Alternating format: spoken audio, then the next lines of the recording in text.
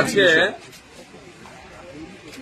আমি গত 27 তারিখে এখানে এসেছিলাম।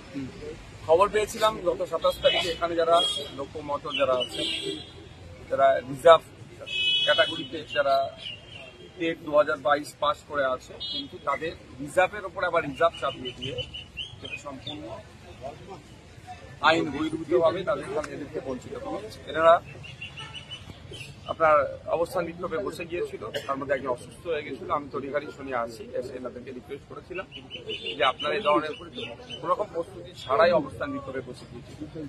ঠান্ডার সময় শরীর খারাপ হতে পারে, বিভিন্ন জায়গায় দূর দূরান্ত বাড়ি, যে আপনারা আজকে প্রত্যাহার করে নেন, আমরা সোমবারে আপনাদের দাবিটা নিয়ে তৎকালীন মন্ত্রী মহাশয়ের কাছে আমি যে কথা বলবো।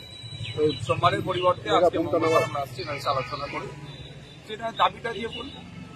এনারা যে দাবিটা করেছেন যে এদের সাথে অন্যায় হচ্ছে, এটা সঠিক দাবি, এবং এই তারা যে ওনাদের সাথে অন্যায় করছেন অথরিটি, সেই জন্য অলরেডি 2024-এ লেবার ডিপার্টমেন্ট থেকে নোটিফিকেশন ইস্যু করে এটাকে শুধরানোর কথা বলে দিয়েছে, কিন্তু বছর শুধু মানে সময় পার হয়ে যাচ্ছে, এদের শুধরাচ্ছে।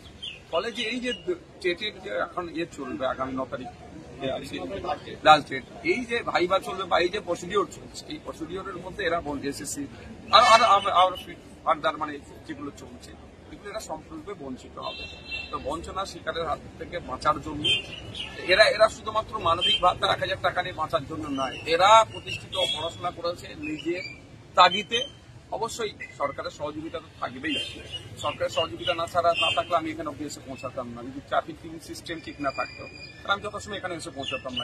এটা তো স্বাভাবিক সহযোগিতা, স্বাভাবিক যে সহযোগিতা করতে হয় সেটা করেছে। এদের মেধার ভিত্তিতে এরা পাস করেছে, উচ্চশিক্ষায় শিক্ষিত হয়েছে, পাস করেছে। এবার এদের চাকরির ক্ষেত্রে জয়নিং এর ক্ষেত্রে বাধা হয়ে দাঁড়িয়েছে সরকারের ভুল ভ্রান্ত নীতি যাতে প্রত্যাহার করতে হবে, এবং যেটা স্বাভাবিক নীতি যেটা আছে অলরেডি এই বিষয়গুলো নিয়ে একাধিক মামলা হয়েছে সুপ্রিম কোর্টে, যেগুলো ভুল, কিন্তু এখন যে জায়গায় দাঁড় করিয়ে দিয়েছে এদেরকে আইনি লড়াই করতে হবে। কেন এরা আইনি লড়াই করবে? এদের আর্থিকভাবে এরা দুর্বল, আইনি লড়াই কেন করবে? সরকার ভুল করেছে, সরকারকে ওটা ঠিক করতে হবে। সেই বিষয়টা নিয়ে আজকে আমি না আনছে রিজার্ভের ক্ষেত্রে একটা নাটক হচ্ছে যে এদেরকে দিয়েছে যে যারা মানে বিশেষভাবে সক্ষম, সেখানে একটা এসসি রিজার্ভ করে দিয়েছে, রিজার্ভের ওপরে আবার রিজার্ভ। আচ্ছা, 22% যে এসসি কমিউনিটি রিজার্ভ পাচ্ছে, সেখানে 21% করেছে এসসিদের মধ্যে যারা স্বাভাবিক তারা, আর 1% করেছে আবার এসসিদের মধ্যে যারা বিশেষভাবে সক্ষম। ওখানে 22 রাখছে, আর এখানে 1% তাহলে কেটে নেওয়া হচ্ছে।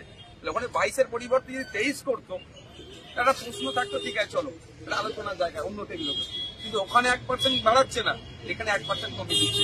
এখানে যে 1% তাহলে কোথায় যাচ্ছে? বা 100% যে রোস্টার, সেই রোস্টার মেনেও কিন্তু আপনার এই সংরক্ষণটা হচ্ছে না। এখানে মধ্যখানে 1% চুরি হচ্ছে।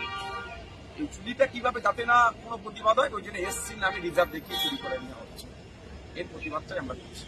তবে এসসি বাইরেদেরকে রিজার্ভ দিয়েছে বলে নন এসসিরা যারা আছে, এখানে দেখুন না, সায়নী চ্যাটার্জি আছে, বাসিত আলী আছে, পায়েল সর্দার আছে, সবাই, সাদ্দাম হোসেন আছে। এখানে আমাদের কিন্তু এসসি এসটি ওবিসি এখানে ব্যাপারটা নয়, মূল নীতির বিরুদ্ধে আমরা এসেছি। এসসিরা চাকরি পাবে, নন এসসিরা চাকরি পাবে না, এরকম প্রশ্ন এখানে আসছে না। যখন 22%-এর মধ্যে 21% আপনি দিচ্ছেন এসসি যারা স্বাভাবিক, আবার 1% এসসিদের মধ্যে যারা কেটে নিচ্ছে, ওরা যারা লোকোমোটর আছে তাদেরকে দিচ্ছেন। আর তাহলে এখানে যেটা 4% যেটা আপনার বিশেষভাবে সক্ষমদের জন্য যারা বরাদ্দ হয়েছিল, সেই 4% কোথায় গেল? 3% টাকাচ্ছেন কেন? 1%-এর মধ্যে এখানে খাচ্ছে কে? ওই গুগল ভাষাটাই ভাঙতে হবে।